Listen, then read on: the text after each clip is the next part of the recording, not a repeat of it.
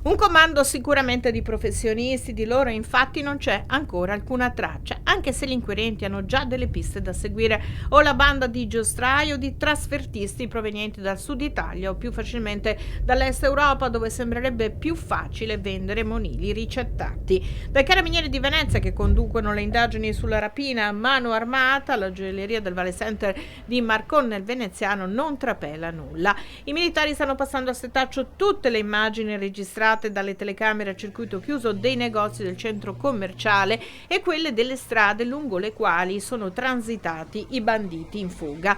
E se la Panda rossa utilizzata è stata abbandonata a nemmeno ad 1 chilometro dell'altra vettura, la Golf bianca, non ci sono al momento riscontri. Fondamentali le testimonianze delle due commesse prese in ostaggio dai malviventi, prima una e poi l'altra, che si è offerta di sostituire la collega in preda al panico e ha fatto da scudo al comando finché è scappato.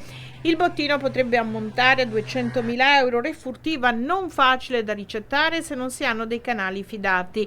La pena per il reato di ricettazione è molto pesante e comunque il ricavato è meno della metà del prezzo di vendita. E c'è un dato da evidenziare: i negozi del marchio Gioielli di Valenza avrebbero già subito una decina di assalti a mano armata all'interno proprio di centri commerciali negli ultimi 10 anni, un elemento che forse può essere utile ad identificare chi ha agito.